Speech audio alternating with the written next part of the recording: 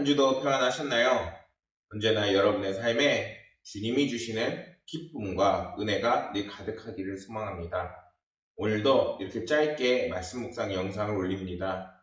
이 시간을 통해서 하나님의 말씀과 은혜가 우리의 삶에 깊이 스며들기를 소망합니다.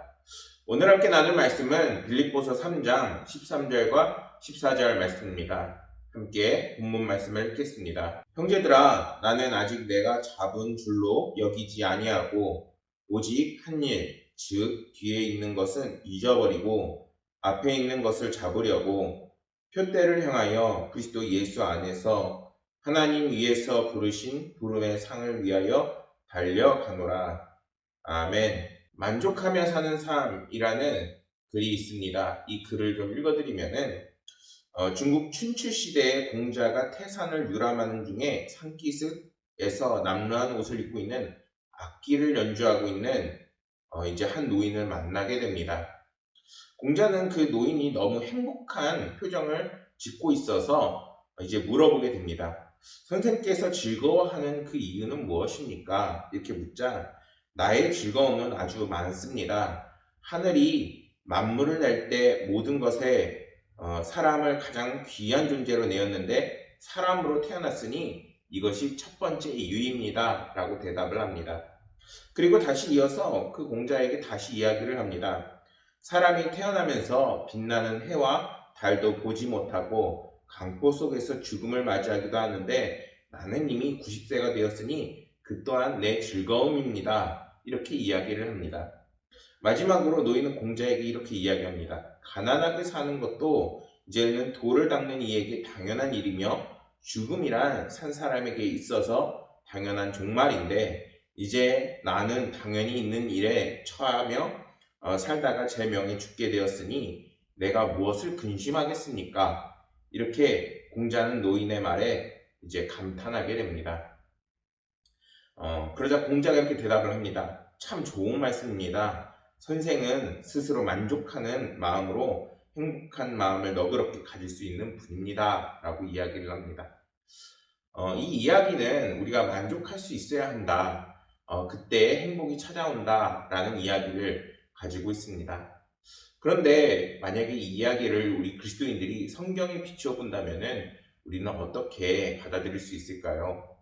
주님은 우리를 향해서 물론 이제 하나님의 은혜에 만족하며 또한 그 은혜를 더하는 삶을 살아야 되는데 그것보다도 이제는 무엇보다 하나님께서 하나님의 은혜를 이제는 가득 채우는 삶을 살라고 말씀합니다. 그 은혜의 그 중심에는 무엇이 있나요? 바로 복음이 있습니다. 주님이 우리 마음의 그 중심에 계시고 이제는 그 복음을 따라 사는 삶을 살 때 우리의 삶이 은혜로워지고 행복해지는 줄 믿습니다. 그러한 삶이 되시기를 저와 여러분들이 되기를 소망합니다. 오늘 말씀에서도 사도 바울은 뒤에 있는 일을 잊어버리고 앞에 있는 것을 잡으려고 그 목표를 향해 달려가고 있다고 고백을 합니다. 이 말씀은 자신의 남아있는 인생 모든 것을 이제는 오직 복음을 위해서 살고 그리고 복음을 증거하는 삶을 살겠다라는 그러한 고백입니다.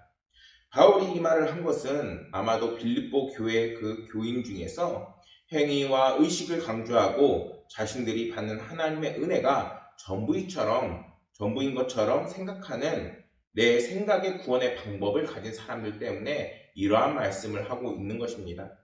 그들 스스로 이미 구원받았다라고 생각하기 때문에 이제는 이후의 행동은 전혀 아무런 관계도 없다라고 생각하고 있는 것이죠. 그러나 하나님께서는 그런 것을 원하시는 것이 아니라 우리를 구원하시고 이제는 우리가 행복하게 살길 원하시는데 그 앞으로의 그 삶의 모든 시간은 이제는 하나님의 은혜로 그리고 하나님의 은혜를 베풀면서 살아나가라고 분명하게 우리에게 원하신다는 것입니다. 그래서 우리도 예수님처럼 예수님을 본받아 살아갈 때 구원이 완성되고 행복이 찾아오게 되는 것이죠. 그래서 말씀에서 사도 바울은 유대인으로서의 특권이나 그리스도인으로서의 내려온 업적을 위해 이제는 믿음의 경주를 하는 것이 아니라 오히려 그것들은 방해물이고 오직 예수 그리스도를 증거하고 주님이 나를 구원하셨다는 그 은혜를 가지고 살아나간다라고 분명하게 말씀하고 있는 것입니다. 14절 말씀을 보면은 표대를 향하여 그리스도 예수 안에서 하나님이 위에서 부르신 부름의 상을 위하여 달려가노라 라고 분명하게 말씀을 전하고 있습니다. 사도 바울은 달리기 경주를 하는 그 모습을 통해서 이제는 복음을 전하고 있는데, 경주에 나온 사람은 어떤가요? 뒤나 좌나 다른 생각을 전혀 하지 않아요. 오직 달려가고 또한 그 목표를 향해서 오직 그곳을 바라보고 나아가지요.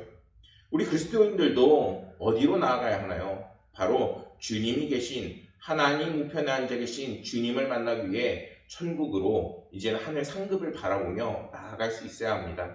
실제로 이제는 우리의 삶의 중심에 주님이 들어오시고 이제는 주님께서 큰 상급을 우리를 위해서 예비해 놓을 것을 믿는 삶으로 이제는 우리가 살아나가야 한다는 것이지요.